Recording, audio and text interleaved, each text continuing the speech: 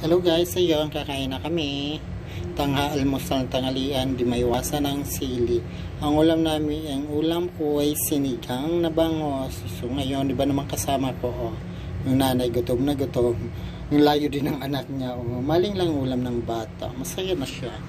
So ayun, ba, masarap, mainit pang sabaw. Pero di maiwasan ng sili yan. Kailangan natin yan.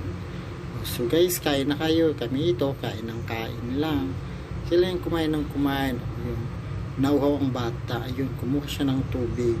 Pero in fairness, ang bait ng bata, binigyan din ako ng tubig. Ayun, tingnan nyo. Pak, diba? Thank you, baby boy.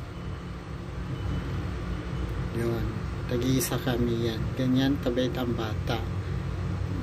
So yun, kain na kain, pero ako super diet ako yan na 3 rice lang, tapos isang ulo na bakang sapat na. Hindi na ako masyadong umano ng sabaw, dami. So yun guys, tapos na kami kumain.